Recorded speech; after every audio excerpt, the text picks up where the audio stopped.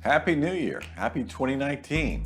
Welcome to the first 2019 edition or episode, I guess it's an episode, of Gritlets, Hits, and Bits, a little discussion we have every other week about Southern literature.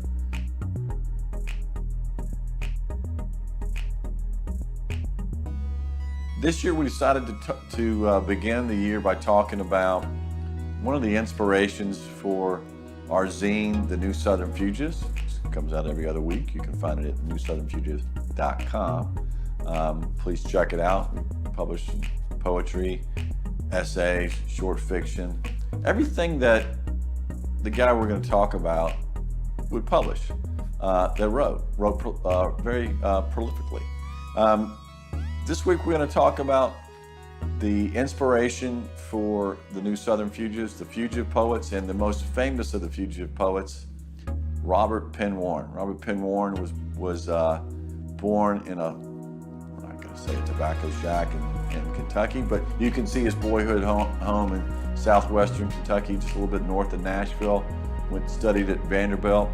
That's where he became involved with the other Fugitive poets, which was a collective of poets, obviously scholars, maybe a ne'er-do-well, a rogue gambler, and the whole batch there.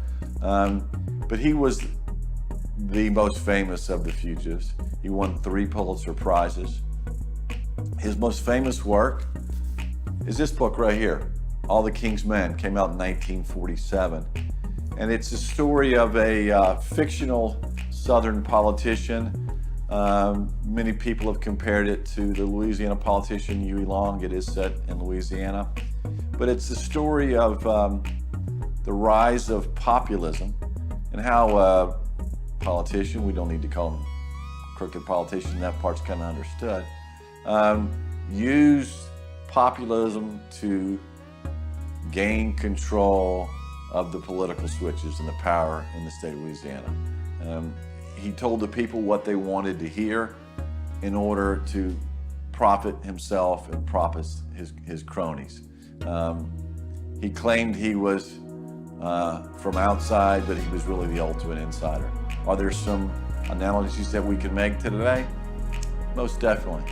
I read the book first when I was an undergrad at Florida State University in a survey of Southern literature, and I still remember the line, even some 40 years later, from the stench of the ditty to the stench of the grave, man is born in corruption and dies in sin.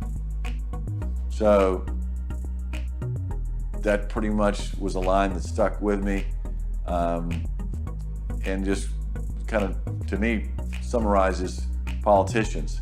But Robert Penn Warren was, like I said, he wrote in every genre.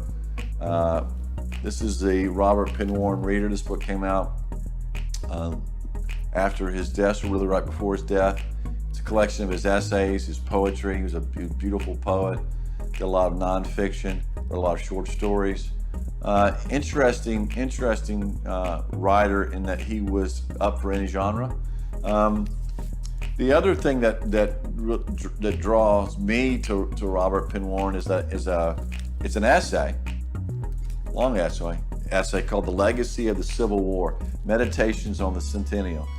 This book came out in 1961, and it at the height of segregation and the battle over segregation in the South. And Robert Penn Warren was brave enough to tackle and fight the segregationists. He called bullshit on the myth of the lost cause, and that he portrayed the Civil War for what it was. It wasn't some romanticized Moonlight and Magnolia and glass slippers and the Gone with the Wind movie version. It was horrific. It devastated the South economically.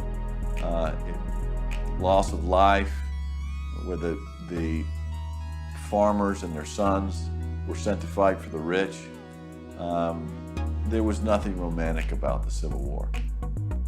But the South wanted to have an excuse and somehow justify the fight. And that's where the myth of the lost cause came up with. And Robert Penn Warren in this soulful look at the Civil War. Really breaks down that argument. And so what draws me and why I think Robert Penn Warren is relevant is, number one, he's an entertaining writer. He wrote in a variety of genre, but he is one of those voices that we need today that pulls the South forward, and that even in his own time, he was telling that tale of y'all means all. So if you get a chance, check out Robert Penn Warren, either All the King's Men or some of his poetry, or if you can find this book here, The Legacy of the Civil War. Hey, that's what I've got to say about Robert Penn Warren. We'll be back in a couple of weeks with another edition of Great Hits and Bits. I'm Steve McCondichie saying so long.